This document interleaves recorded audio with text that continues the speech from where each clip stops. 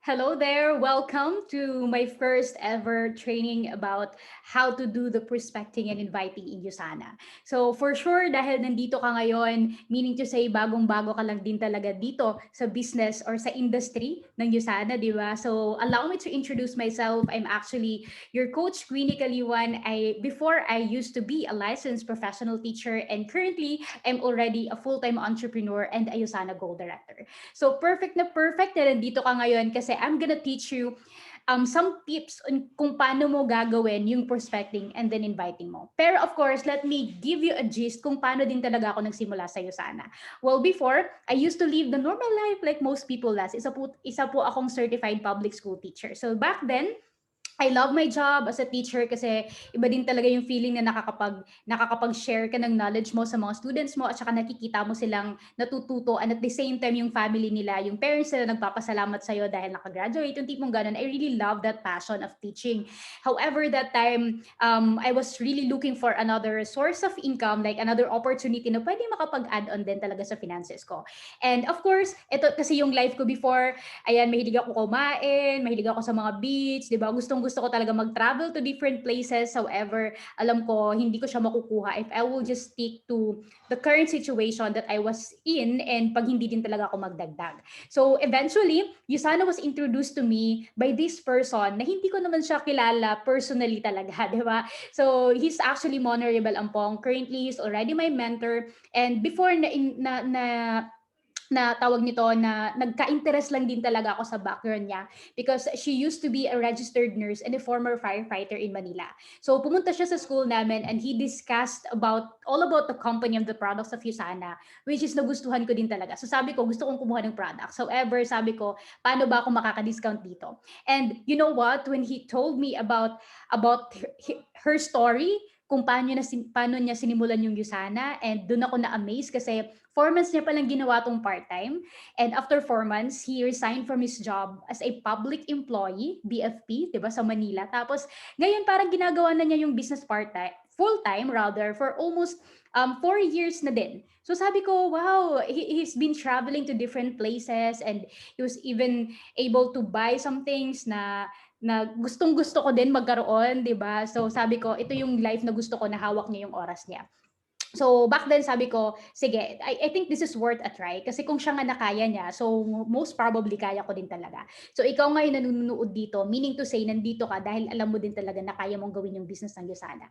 And you could also be successful in here. In fact, imagine nyo, when I was doing this part-time, these were all what Yusana had given me. Okay, so imagine, I became Rookie of the Year nung 2020, ng buong Extreme. Imagine mo, probinsyanang probinsyana, pero nag-stand out sa buong Extreme 111 International. So sabi ko, hala, kayang-kaya pala talaga ita siya. It doesn't matter if where you came from, what matters most is you keep on doing what you have to be doing. You should do rather in the business na maging successful ka din. Imagine, in 2 months time, na ginagawa ko yung business na part-time, I was promoted to as the newest gold director. And imagine nyo, makikita nyo yung picture ko dito, nandyan yung pangalan ko and then yung story ko sa magazine ng USANA Philippines.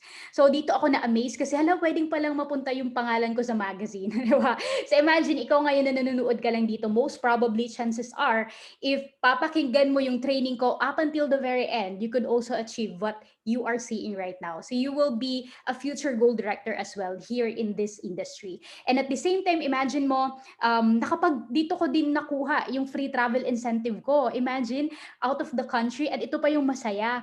Kasi ngayon, di ba, pandemic, so parang meron pang travel restriction papuntang Taiwan, pero binigyan kami ng option ng USANA. It's either mag-antay kami sa travel or bibigyan kami ng cash. At parang ngayon nga nagdadalawang isip na ako kung kukunin ba namin, kasama ko sina Coach Lea nyo, si Tita Ofelia, teacher naman sila both. Si Tita Ofelia is principal naman siya. Sabi ko, kukunin na lang kaya namin yung cash tapos magta-travel na lang kami together. So yun yung naiisip ko kasi malaki kasi ibibigay nila. And eventually in Extreme 111, ayan, ang dami ko din nakuhang awards and naranasan ko din talaga rumampa sa MOA Arena. That was actually my first ever prestigious recognition na na-attendan. That was only because I did USANA part-time and I was able to acquire things as well like mga pangarap ko na gadgets before, nakuha ko na din talaga siya dito sa USANA. And may bonus pa, di ba? I also became part of the Extreme 111, Miss Extreme 111. Di ba? Yun talaga yung pinaka-inaayawan ko before. And then, si USANA, si Extreme 111 pala yung magdadala ulit sa akin doon. So who would have thought with that? Yes, upline attitude, di ba? So, ayun, imagine why am I showing this sa inyo? Because I have seen the same awards before I started USANA. And as I was doing it day by day, ito yung mga nakikita ko. Tapos sabi ko, one day, I will be sharing my story, and one day, I will be inspiring other people as well. And who would have thought right now, I'm here telling this story to you. So who knows, 'di ba? Ikaw din one day you will be creating your own video. You'll be sharing it to a lot more people na pwedeng-pwede mo din talagang ma-inspire. Kaya nga, I'm so glad that you actually get to see this training. Mini training lang po talaga to. And all these things happened to me all because I was just invited. And I was once a prospect. And I listened to the orientation. I listened to the presentation of USANA. And after that, my world turns 360 degrees at nabago niya talaga yung buhay ko. Imagine 4 months ko din siyang ginawang part-time. And after 4 months, right now I'm doing this full time. I'm already 1 year and 6 months in this business, and soon we'll be reaping, di ba? Yung mga goals ko din talaga in life, yung mga pangarap ko before na nakalimutan ko na siya, unti-unti kong hinuhukay ulit ngayon, di ba? So ayan, kaya naman, welcome to my mini training about how to do prospecting and inviting. So yung mga disclaimer lang po, yung mga makikita nyo dito are examples that I've been using, and examples also that I have accumulated from the trainings na ginawa ko, and at the same time may mga tinanong din akong tao kung paano nila din to ginagawa. So later on, hopefully makapag-add value ako sa inyo. Hopefully magamit nyo din talaga itong mga skills na ibibigay ko sa inyo. And of course, hindi lang naman kayo limited dito lang. You can also do your revision, or pwede nyo din talaga, pwede din kayong mag-add on. Depende sa kung paano kayo komportable na gagawin siya. Okay? Pero here's the key. What is the meaning of prospecting and inviting? Tama ba? So, ayan, I'm gonna share sa inyo. Actually, before I started USANA, wala naman talaga akong alam sa business. As in literal, wala akong alam. So, pero ang sabi ko lang, kaya ko naman siyang pag-aralan. So kung pag-aralan ko siya, kung yung trabaho ko nga napag-aralan ko siya ng 4 years, so ito din, itong business na to, kaya ko din siyang pag-aralan. So I started with asking what is the meaning of prospecting. So as definition, prospecting means is the first step in the sales process. Kasi we are doing business in USANA. This is a big business. Okay? So kung hindi mo pa nakikita ngayon dahil bago ka lang, trust me. If you get to be more than a month or 1 year in this business, just give USANA 1 year na gagawin mo siya focus. Makikita mo kung gaano kalaki yung pwedeng ibigay nito sa'yo. Pero of course, we have to start with the first step, and that is to prospect. I-identify natin dito kung sino ba mga potential customers natin dito sa USANA. Okay? So, Coach Queenie, why do we need to prospect? Again, kasi dito manggagaling yung mga taong kakausapin natin. And at the same time, what is the importance of prospecting? Kasi kung wala kang nakasulat na mga tao na kakausapin mo, baka ang dami mo nang isipin. Tapos hindi mo na alam kung sino kakausapin mo. So maganda pa din talaga kung nakikita natin siya visually, kung sino-sino pa yung sa tingin mo mga friends mo, pwede natin kausapin. Okay? So how do we do prospecting naman, Coach Winnie? Ito lang, as newbie in the business, you will just have to list 200 names. Regardless kung ano yung trabaho nila, regardless kung taga saan sila, basta lahat ng pumasok sa isip mo na names, isulat mo dyan sa papel. Or you could also use it, parang isulat nyo din siya, pwede nyo siyang isulat sa Excel para mas madali nyo ding ma-access, madali nyo ma-edit, madali nyo malagyan. And that is if you're hitting PPPS, kung bago ka pa lang. Pero if matagal ka na nandito ka ngayon, di ba? Add names every single day if after PPPS ka na. Okay? So, what's the importance of 200 names? Kasi ganito lang siya kasimple. Yung 200 names na yan, dito natin kukunin sa mga type ng prospects na meron tayo. Okay? Type ng prospect. Number one, there are actually three types of prospect na makakausap natin. So, we have here the warm market. We also have lukewarm and cold. So, anong warm? These are the people that you really know at kakilala ka din talaga nila. Lukewarm naman, these are people that people na kilala mo lang.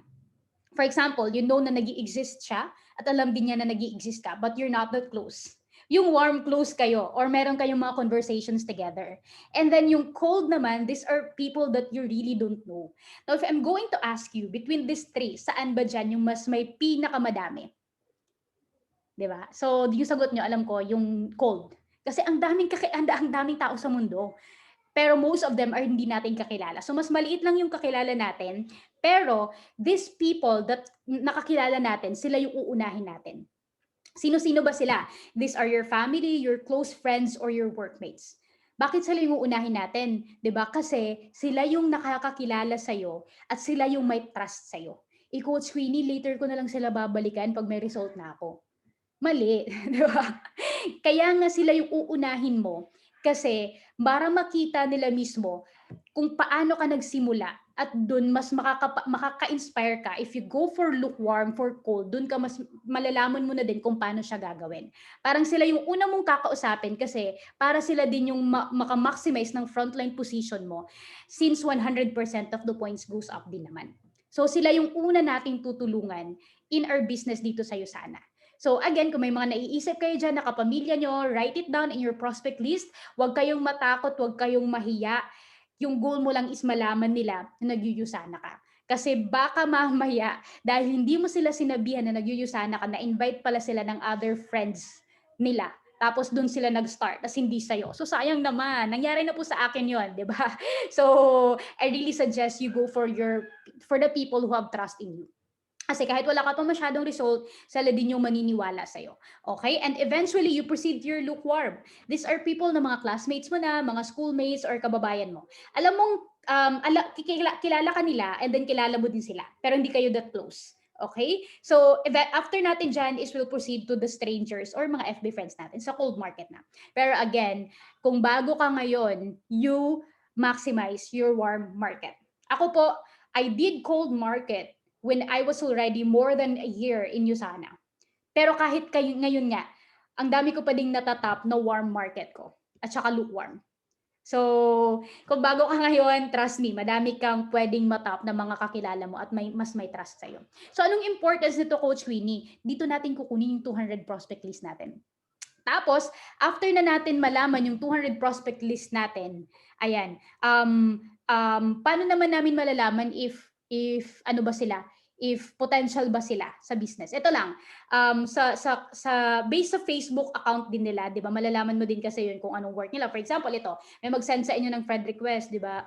Work at the Krusty Krab. So it's a no-no na yan.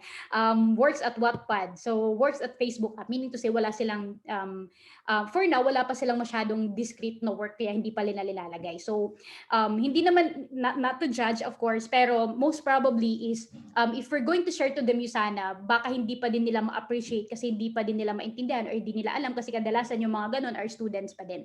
Okay? So baka hindi pa nila maintindihan kung anong platform na i-share mo sa kanila.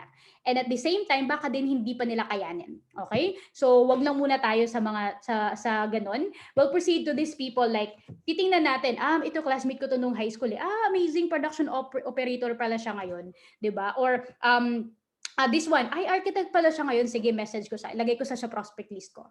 Okay? So, ayan. And after that, pag na-identify mo na lahat ng mga names, ng 200 names na yan, 'di ba? Pag na-identify mo na yan, that's the time we qualify them. Okay? So pag nasulat mo pa lang, regardless, lahat ng pumasok mo, isulat mo lang yan. Tapos i-qualify natin sila isa-isa. Okay? So paano namin i-qualify, Miss Queenie? Ay, Coach Queenie, ito, isulat nyo yung background, pangalan nila, background, and i-qualify natin sila based sa simana. Ano yung simana? For example, sulat mo dyan, Princess, tsaka si Prince. Si Princess, teacher, engineer siya. So, simana means kung may credit card ba siya, may money ba siya, may authority, may needs. Okay? For example, si Princess, engineer, meron siyang credit card, check. May money siya, check. May authority, check. May needs, check. So, same din kay Prince. For example, si teacher si Prince, tapos wala siyang credit card, pero may money siya, may authority, may needs. Ang importante naman dito is mayroon silang check sa tatlong to. Yan yung pinaka-importante talaga. May credit card money authority and yung needs pa-follow na lang din yan. So Coach Queenie, bakit namin kailangan i-qualify? Simple lang kasi dahil newbie ka dito and you're hitting PPPS, we are time bounded. So, yung ipapapasok natin sa presentation are kailangan din natin ma-make sure na kaya din nilang simulan yung business. Kasi pag once kaya nilang simulan yung business, meaning to say, makikita din nila kung ano yung nakita mo dito sa USANA. So, kaya kailangan natin silang i-qualify para hindi din masayang yung oras natin. Okay? So, of course, after qualifying them, that's the time now that we ignite their curiosity. Kasi sila na yung prospect natin. Hala, Coach Winnie, paano namin i-ignite yung curiosity nila? Ano ba yung ibig sabihin nito?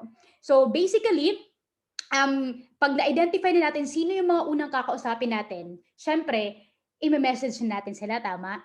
Tapos pag i-message mo sila, and then diretso mo silang tanungin, tapos hindi nila alam kung anong ginagawa mo, chances are, mawiwirduhan sila sa inyo. Tama? So, ito yung gagawin natin. When we do igniting their curiosity, sisimulan natin yun through attraction marketing. So, ano bang attraction marketing na yan, Coach Winnie? Yan. We will use our Facebook as our tool to ignite the curiosity of our prospect, yung na-identify na natin. For example, thank you Lord for example, mag-post ka, thank you Lord for this new opportunity, question mark, exclamation point, di ba? So, yung mga prospects mo, ano kayang opportunity yung sinasabi niya? Di ba? So, maku-curious sila. So, pwede ka ding mag-post in a daily basis ng something positive thoughts, like you can do pwede kayong mag-stalk sa mga for example, Facebook page ko, Facebook page ng mga coaches and mentors natin dito sa USANA. Okay? Yung mga nasa chat boxes, tingnan nyo yung mga post nila, pwede kayong makakuha ng mga ideas doon. And have post everyday. Kahit ano man yan, mag-post ka lang everyday, something na ginagawa mo, basta something positive din talaga siya.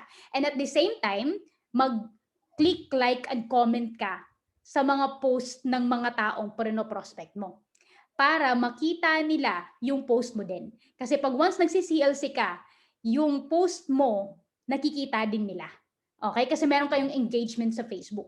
So, yun yung sikreto talaga. 'Di ba? And that's the time, pag nagkaroon na kayo ng connection, that's the time you start up your short conversation. Paano to, Coach Winnie? Ito na yung dito na papasok yung kamustahan, yung aalamin muna kung ano bang ginagawa niya ngayon, saan ba siya nag-work, ano ba yung parang simple forming siya. Later on, sabihin ko sa inyong forming. So, pag na-start mo na yung conversation, ninyong dalawa, chika-chika lang muna, wag ka lang muna agad-agad mag-invite. Pag na-set mo na yung pace, that's the time you do inviting. Okay? So, na-prospect mo na check mo na, ito yung mauna kong kakausapin. So, you'll start inviting na by that moment. So, Coach Queenie, natatakot ako. First time ko mag-invite. Okay lang yan.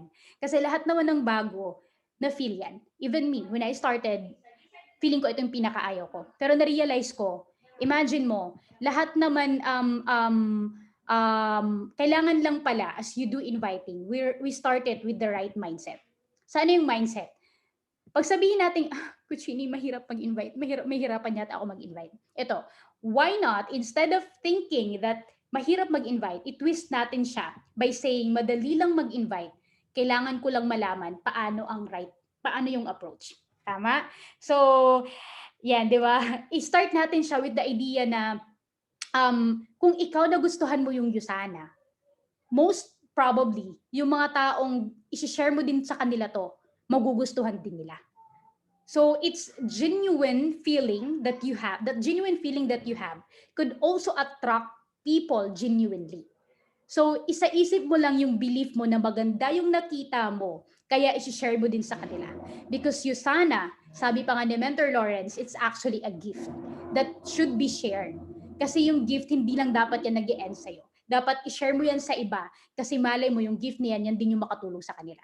So instead of saying, may hirapan yata ako mag-invite, you should say, madali lang mag-invite, kailangan ko lang malaman ng approach. At malalaman ko yung approach dahil mag-a-attend ako continuously ng mga trainings din dito sa Extreme 111. And this short clip ngayon, ituturo ko sa inyo kung ano ba yung mga approaches na pwedeng gamitin natin as we do locking the schedule of the people na nakasulat sa prospect list natin.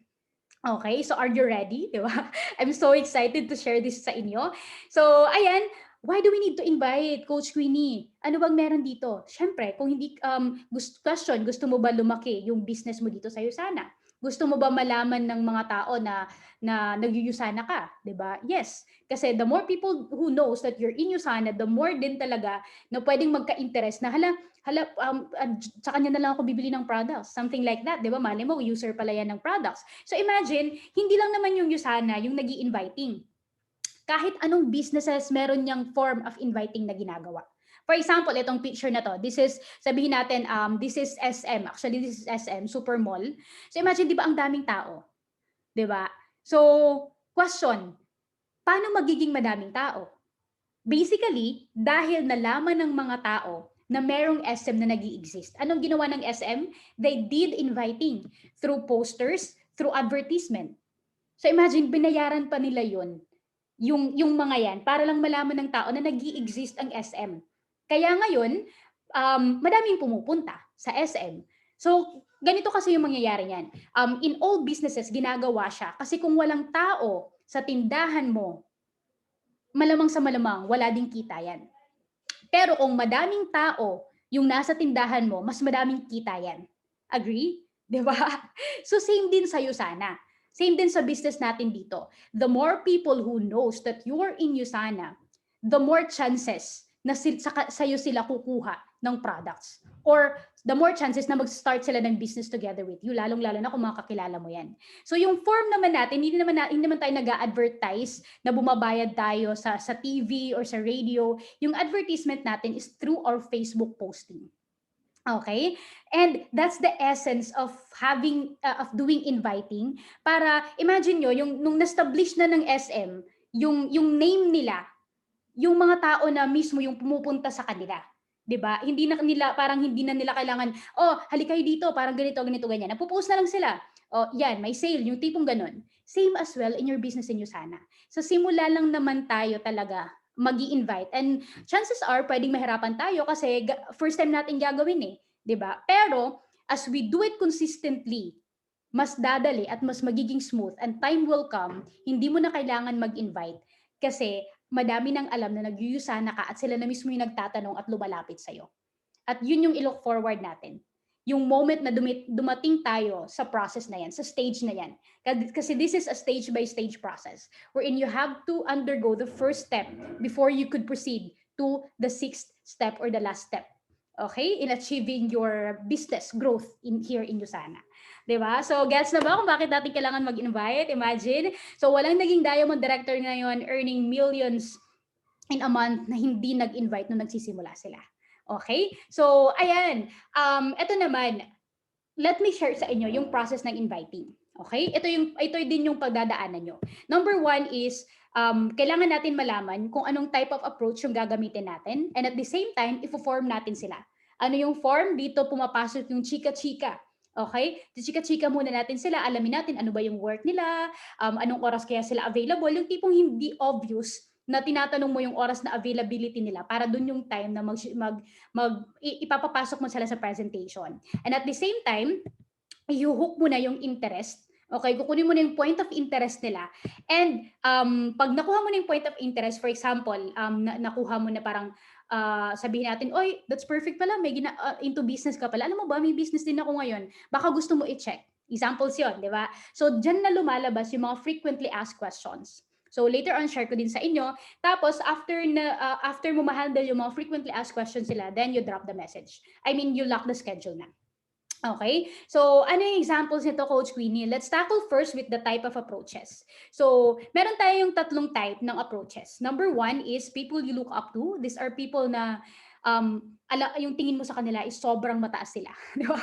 Parang ina-idol mo talaga to sila. And peers, these are people na same lang din sa'yo. Okay? Ka-level mo lang. And people who look up to you, these are people na idol ka nila. Okay? So, paano yung magiging approaches nito? Kung linuluck up mo yung tao, yung pwede mong gamitin is business project or business or project expansion. Business expansion if into business yan. Or kung sa tingin mo naman into corporate siya, huwag kang gumamit ng business. Kung nasa corporate yan, gamitin mo as project expansion. Lalong-lalo na if hindi siya business person. Okay, project expansion yung gamitin mo. Or pwede ka ding mag-help approach. Later on, I'm gonna give you some examples, actual examples of inviting in this. Screenshot nyo na lang later. So peers naman, ito yung pwede mong gamitin na term. May racket ako, work from home, part-time, project expansion, or indirect. Okay? And people who look up to you. Ito, may racket ako, same din, pero direct na siya. Okay? And here are the examples. Ito, after mo na malaman kung sino yung kung ano yung kung what type of prospect sila, that's the time you do the form. Ito na yung chika-chika. So saan ba iikot yung chika-chika nyo? 'Di ba?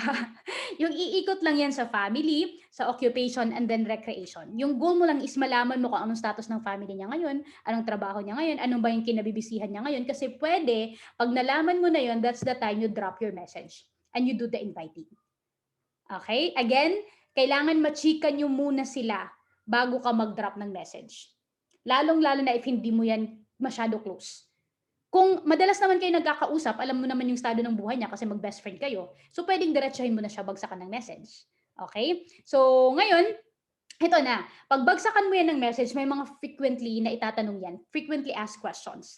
Number 1, ito yung kailangan lang natin malaman sa inviting. Kasi dito lang talaga umiikot usually yung mga tanong ng mga taong i-invite natin. Importante lang na alam natin to para masagot din natin sila. Okay, number 1, ano yan? 'Di ba? So isasagot natin is, you will say it's a direct marketing business or it's a global online business operating in 34 different countries, 'di ba? And pwede ding sabihin natin, ayan. Actually may kadugtong to. So kailangan ko lang siya palakihin. Ayan. Ayun. So here you go. Yan, nawawala siya. Parang ayaw ko makita. Ayan. So, it's a global online business operating in 30 countries for 28 years. Pwedeng gamitin nyo yan.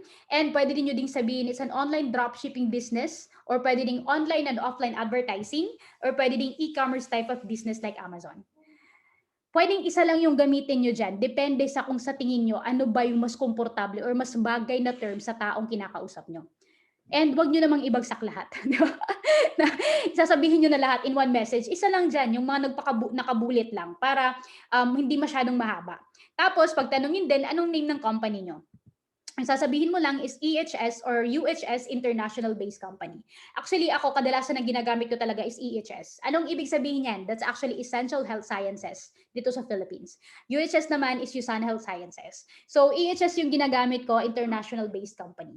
And, for example, kung alam mo naman na nag-USANA yan, pwede mo ding i-direct. Depende sa'yo kung saan ka komportable. Pero ako, if bago ka pa lang, I don't recommend you telling your guest or your prospect na this is USANA. Lalong-lalo na if hindi mo pa alam masyado kung paano siya i-explain sa kanya thoroughly. 'Di ba? So, gamitin mo lang muna yung EHS habang hinuhon pa lang natin yung belief mo dito sa business, 'di ba? And kung 'di ba, alam mo nagtitaste siya ng products or if confident ka na mag-explain anong meron sa USANA. Kung hindi ka pa that confident, 'di ba, dahil bago ka pa lang, pwedeng ito gamitin mo or pwede mong sabihin na we are under extreme 111. Pwede din 'yon. Okay? And next is paano 'yan, 'di ba? Ito, sabihin mo sa kanila it's a distribution business and potentially we get paid weekly in US dollars. Okay? Next, may involved bang pera diyan? So, sasabihin mo lang kasi yung tao may mga preconceived ideas na yan, sabihin mo lang free ang orientation, however, limited lang slots. And all you have to do is finish it kasi sa later part, ipapakita ko sa iyo yung personal project ko na pwede mo ma-maximize. Okay? Or pwede mong sabihin, free ang orientation, pero if you're asking for capital, lahat naman ng business meron, pero don't worry, minimal lang, ang kaya mo naman. So, itong second, second phrase na to, gagamitin mo lang siya if yung inviting mo sa kanya was more of business. Okay? Kung hindi business yung sasabihin mo, kung yung inviting mo sa kanya is hindi business, you go for the number 1. Okay? And next is, eto, networking ba to? May mga magtatanong talaga sa inyo nito. Tapos, naalala ko nung nagsisimula pa lang ako, feeling ko, shucks, parang gusto kong bumaluktot pag ito tanong sa akin. Pero nung nalaman ko kung paano siya sagutin, doon ako mas naging confident. So, networking ba to? Sasabihin mo lang is hindi po. Kasi ito lang, bigyan kita ng tip. Not all people understand network marketing. Kasi hindi nila kasi kadalasan kasi may mga preconceived ideas na tayo dahil meron din talagang mga nag-take advantage ng platform ng network marketing before. So, importante hindi ikaw 'yon. Hindi ikaw 'yung nag-take advantage niyan. Kasi let's say for example ito, a little idea lang din talaga before I proceed. For example, itong suklay na to, 'di ba? Or ito, sabihin natin ito na lang eyeglass na to. So ito, maganda ba to? 'Di ba? Tama, maganda siya. Imagine nakakatulong siya sa mata ko. And at the same time, malaking bagay siya, lalong-lalo na if I'm looking at my MacBook, 'di ba? Kasi nababawasan yung radiation. So maganda yung gamit niya. Agree? So ngayon, kung itong eyeglass na to, gamitin ko siya, tapos ipangsaksak ko sa'yo. Question, magugustuhan mo pa ba yung eyeglass na to? The answer is most probably ayaw mo na sa eyeglass na to. 'Di ba? Kasi itong ginamit ng pangsaksak. Pero the truth is, hindi naman yung eyeglass yung may kasalanan. Yung may kasalanan was yung person na gumamit ng eyeglass para isaksak sa'yo to. Agree? So same as with network marketing. There's nothing wrong with the industry. Minsan lang talaga may mga taong nagtitake advantage sa industry. At yun yung hindi kadalasan alam ng tao. So there are actually 3 types of people: misinform, uninform, and inform. So yung goal natin na tayo nasa USANA is to inform them what is network marketing. At sobrang ang dami ng naging successful dito sa field na to. So yung goal na lang natin is pag-aralan at kung paano nila ginawa. So just a simple reminder lang naman yun. So proceeding, let's proceed. Ito, next na sinasabi ko is, bakit into networking ka ba? Kasi if into networking ka, may kakilala ako and pwede kitang ma-recommend. If yes yung sagot nila. Pero if they're not and into networking, which kadalasan, yan naman yung ayaw talaga ng tao, yung next na sasabihin mo is perfect kasi parehas tayo. That's why I want you to check it out kasi alam ko magugustuhan mo to. Okay, dinagdagan ko na ng alam ko magugustuhan mo para magka-interest din talaga siya. And next is, ito pa malupit talaga to 'di ba? Pyramiding ba to? Coach Queenie. Ang sinasagot ko talaga is no. Mukha ba akong papatol sa mga ganon? Tapos tatawa na lang ako. Kasi di naman nila alam kung ano yung pyramiding din. Naririnig lang naman talaga nila yon. So, di ba? And next is, may products ba? Okay, yung sasabihin mo is yes, we have products. In fact, madami. Depende sa needs ng client, both local and international. Madami naman talaga yung products ng USANA. Depende sa needs ng tao. Or, we have great range of products starting from nutritionals. Pwede din yan yung isagot nyo. Okay? And, maibebenta ba? Actually, depende sa'yo kasi it's more of endorsement yung gagawin. Bakit into selling ka po ba? O, tinatanong ko sila. If yes, yung sagot ko is perfect kasi into selling ka din. Better ma-check mo to kasi kasi sure ako magugustuhan mo, di ba? Nabubulol na ako. Kung no naman yung sagot nila, sasabihin mo lang perfect kasi hindi tayo dito puro benta-benta. Kaya better ma-check mo to kasi sure ako magugustuhan mo. Again, inuulit ko, magugustuhan mo. Okay? Parang in that little way, parang siniset mo na yung mind niya na pumasok sa orientation kasi magugustuhan niya. Okay? So, another thing is, ito na, yung kanina, yun yung if hindi nila alam yung USANA. Ito naman, pag alam na nila yung USANA, or sila mismo yung magsabi sa'yo, ni-invite ka pa lang, sabihin na nila, Queenie, USANA ba to? Di ba? Kasi ikaw, OMG, alam niya na yung USANA, di ba? Anong sasabihin ko, coach, di ba? So, ito lang sasabihin natin. Kung alam niya na yung USANA, yung sasagot mo is, syempre, yes. With an exclamation point, yes. Tapos tatanungin mo siya, you know USANA? Di ba? Tapos sabihin niya, if yes, sabihin mo, wow, that's good ah. So, alam mo na din paano nag-work yung business ng USANA. Kasi kadalasan ng tao, narinig lang nila ang USANA pero hindi nila alam kung paano nag-work yung platform ng business. And our goal is to educate them as well. Kung hindi pa naman nila alam, sabihin mo, if no, sabihin mo, that's nice ha, at least narinig mo na. And ngayon, maganda, ma-check mo yung platform ng business kasi sakto may ongoing project ako ngayon na pwedeng makatulong sa'yo. Okay, nandyan din yung cater, pwedeng makatulong sa'yo. Okay? And next is, hindi kasi ako magaling sa benta-benta and mahal yung products, din yung products ng USANA. Dahil alam niya ng USANA. So ito sasabihin mo, talaga, parehas pala tayo. At first, ayaw ko din sa benta-benta. Pero na-realize ko with USANA, since proven yung product, hindi siya ganun kahirap and mura lang pala per tablet. So, and of course, sabihin mo din, and what's perfect right now is may ongoing project ako na pwede mo ma-maximize since alam mo na din naman ang USANA. Okay? So ito yung mga commonly asked questions na pwede nyong ma-encounter as you go inviting. Tapos ngayon naman, ito na. Paano naman namin gagawin yung lacking of schedule? Okay? Ilalak nyo yung schedule nila. Okay? First is i-manage mo muna yung expectation. Kasi baka ini-expect nila, yung papasukan nila is trabaho, di ba? May mga ganun eh. So, kung business yung bagsak mo, sabihin mo lang you're going to ask a feedback later on, di ba? Hindi ito job employment. Kung tinanong nila, kung hindi naman nila itanong, wag ka na masyado mang-explain, di ba? Tapos, better na ma-ask mo talaga yung contact number nila kasi in case hindi sila online, at least meron kang tatawagan. Okay? Tapos, i-reserve mo yung slot. Tapos, after mo ma-reserve yung slot nila, is i-pre-orient mo sila. Ito yung example ko kung paano ko ginagawa yung inviting.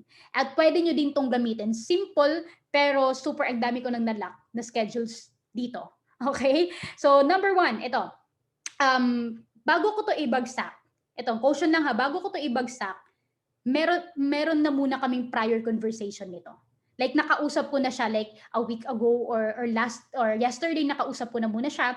Parang nalaman ko na kung ano yung schedules niya, nalaman ko na din kung saan siya nagtatrabaho, na-qualify ko na din siya, 'di ba? So that's the time i-message ko na siya nito. So ito yung step by step na ginagawa ko, okay? Number 1, i-message ko siya. Hello bro, sis or friend, question, kung ano mang tawag mo sa kanya. Okay? You have to ask question. Instead na sabihin mo kamusta, sabihin mo question para ma-intriga siya. Ano kayong tatanong nito? Para mag-reply siya sa'yo. Okay? Hindi ka sin zone. Tapos next, pag sabihin niya na yes, ano yon? Replyan ko na siya. As of now kasi, I'm running an international business expansion. Later on, magbibigay ako sa inyo ng examples ng other K-terms na pwede nyong gamitin. Okay? Aside lang sa international business expansions. Kasi ganito lang. Kung again, hindi sila into business type of person, wag nyong gagamitin yung business. Gamitin nyo international project expansion. Okay? Again, kung hindi business-minded type of person, wag nyong gamitin yung business. Sabihin nyo project. Okay? Tapos, focusing sa mga seafarer, kung seafarer man yan, or kung ano yung depende yung sa work profession, or yung current work niya, or yung profession niya. Okay? Tapos sabihin mo, baka gusto mong maging part sa pioneered project na to. Okay, so tatanungin na yan, ano yan, doon ka na babalik ulit sa mga sagot kanina na sinare ko sa inyo. And next is, matapos mo nang sagutin yung mga commonly asked questions nila, you're going to proceed to this next statement. Sabihin mo na, actually friend, we'll be conducting a free webinar session, pero limited lang yung slots. I will be giving you 1 slot. Are you willing to check it out? So, bakit kailangan ma-emphasize yung limited lang yung slot?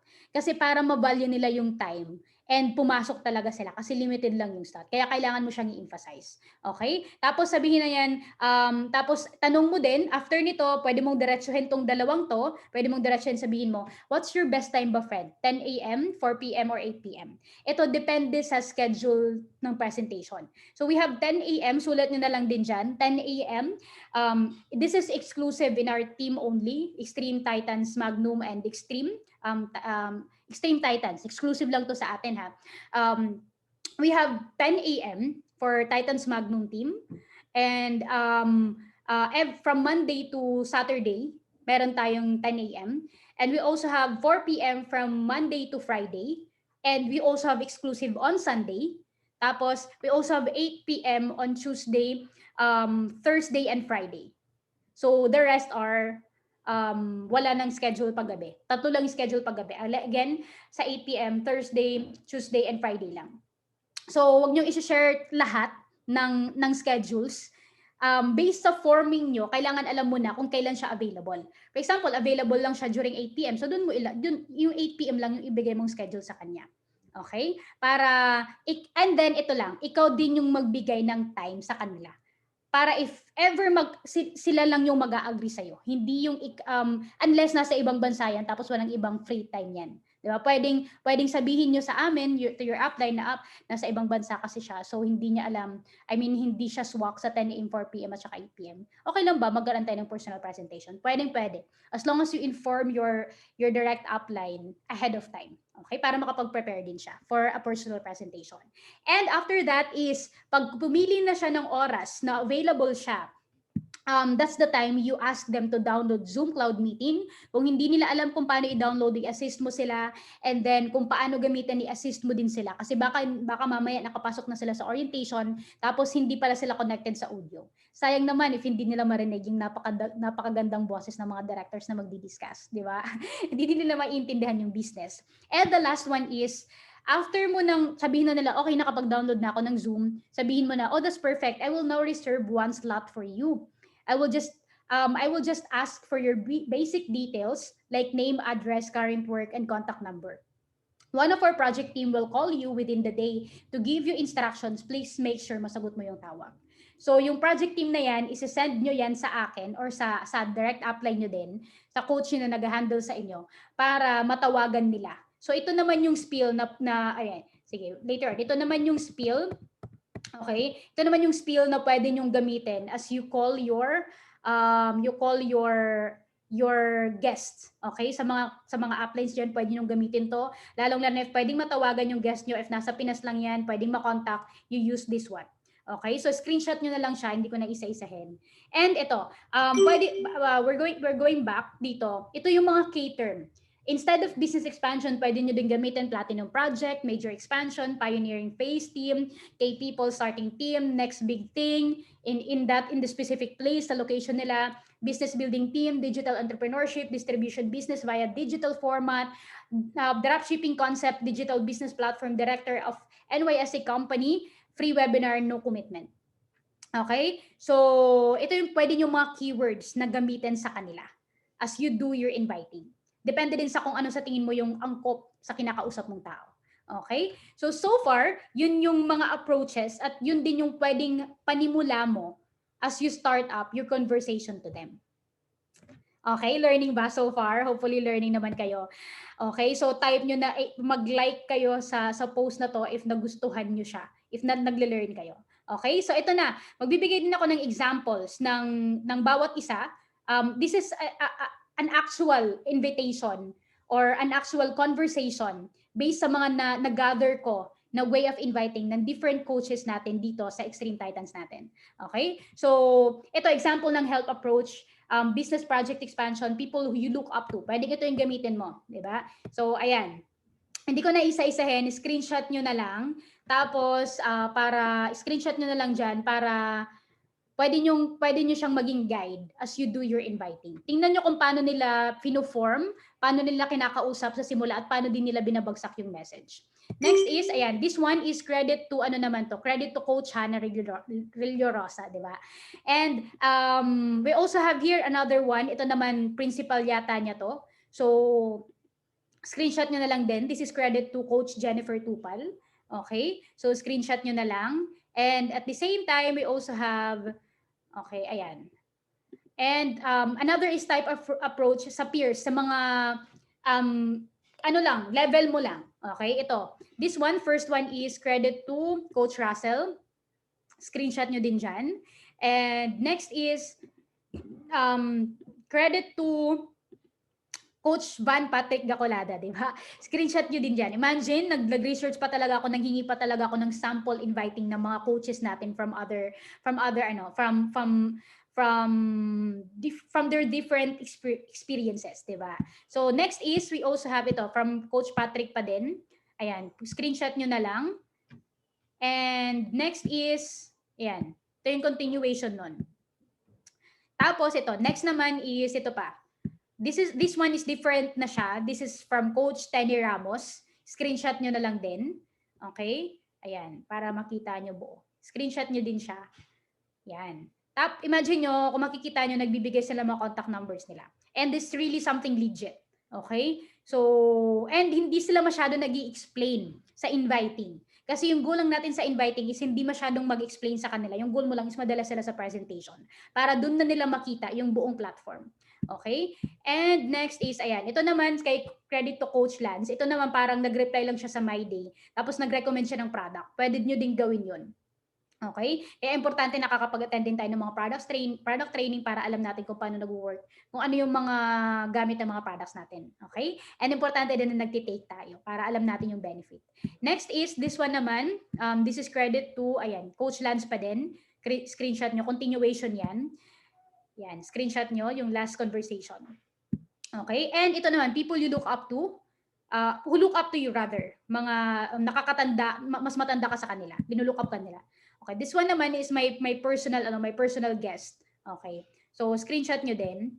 Ayan. Tapos pwede nyo panuurin balikan later kung paano namin ginagawa yung way of inviting sa kanila. Okay? Kung paano yung actual na conversation. So far, yan lang naman yung different approaches, 'di ba, na mga samples. And at the same time, eto, we're done actually, pero ayan, magbibigay lang din ako ng tip kasi for example, Coach Queenie, what if sabihin nila pwede bang sa chat mo na lang i-discuss? Eto, may tip ako. Pag sabihin nilang pwedeng dito mo na lang i-share, sabihin mo sa kanila, actually, I cannot discuss it through chat. Kasi 98% of the presentation is visual at hindi mo din siya masyado maiintindihan if sa chat lang siya. So I really suggest makapasok ka din talaga for a webinar session, and I'm not yet the right person to discuss kasi to you since bago pa lang din ako, if bago ka pa lang.